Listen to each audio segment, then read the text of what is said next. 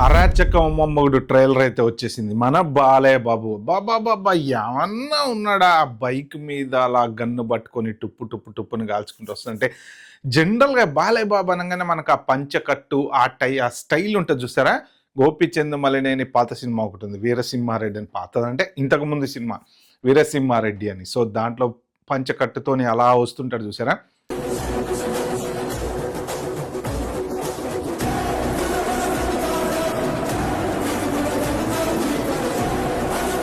So, కొన్ని సినిమాలు 'summer Simha Reddy' గాని లేపోతే ఇట్లాంటి సినిమాలలో బాలయ్య బాబు లుక్ వేరు.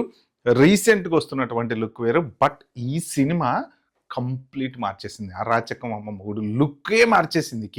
కింగ్ అంటే కింగ్ లాగా మామూలుగా గాదు. ఆ బిళ్ళలు కేజీ బిళ్ళలు చైన్‌కి గట్టేసి చైన్ లాక్కొని ఎళ్ళటము. బైక్ మీద బైక్ మీద తిరగటం. అసలు నెక్స్ట్ లెవెల్ బాలయ్య బాబుని ఈ లెవెల్‌లో 'గోపీచంద్ మలినేని' చూపిస్తాడని ఎవ్వరు ఎక్స్‌పెక్ట్ చేయలేదు. సో, ఆ టీజరు బర్త్‌డే సందర్భంగా ఒక గిఫ్ట్ అని చెప్పుకోవచ్చు బాలయ్య బాబుకి. ఎందుకంటే ఇప్పటివరకు బాలయ్య బాబుకి వచ్చినటువంటి సినిమాలన్నీ డిఫరెంట్. రీసెంట్‌గా చూసుకుంటే 'డాకు మహారాజ్' దగ్గరకొచ్చేటప్పటికి బాబీ కూడా కొంత డిఫరెంట్‌గా చూపించేటువంటి ప్రయత్నం చేశారు. మీరు చూస్తే 'డాకు మహారాజ్‌లో' స్టార్టింగ్‌కి అలా కార్ రావటము, పెట్టి ఓపెన్ చేయటం, మ్యాన్షన్ హౌస్ ఓపెన్ చేయడము.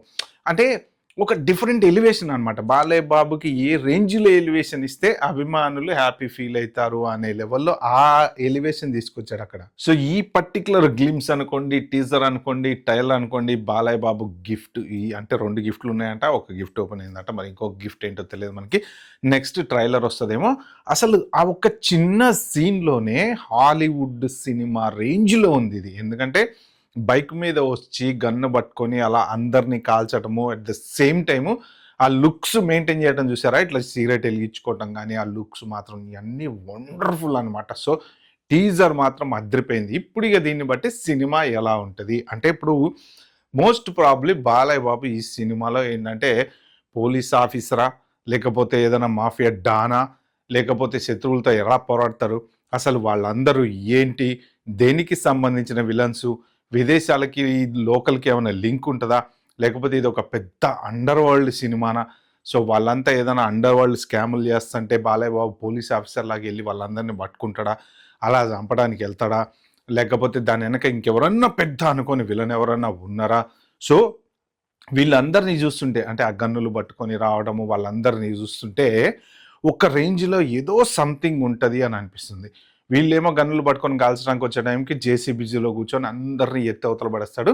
లాస్ట్‌కొచ్చి అలా జేసీబీ మీద నిలబడి ఉన్నప్పుడు అసలు ఆ లుక్కు, ఆ కెమెరా యాంగిలు, ఆ లుక్ గాని నిజంగా ఇప్పటివరకు బాలయ్య బాబు స్క్రీన్ మీద కనపడ్డదంతా ఒక లెవెల్ అయితే, ఈ ఒక్క టీజరు నెక్స్ట్ లెవెల్ అని చెప్పుకోవచ్చు. అంటే కింగ్‌కే కింగ్ లాగున్నాడనమాట. సో, ఇది మాత్రం వండర్‌ఫుల్. బాలయ్య బాబు ఫ్యాన్స్‌కి, అభిమానులకి నిజంగా మంచి పండగ. Super, super, super. నాకైతే మస్తు గ్లింప్స్ సూపర్ నచ్చింది.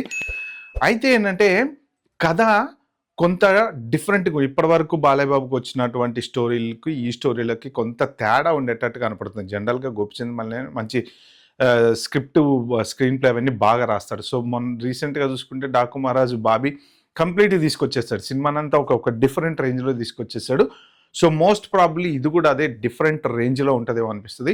మొత్తానికైతే మాత్రం ఖచ్చితంగా బాలయ్య బాబులకి సూపర్ అభిమానులకైతే ఖచ్చితంగా సూపర్ గుడ్ న్యూసే.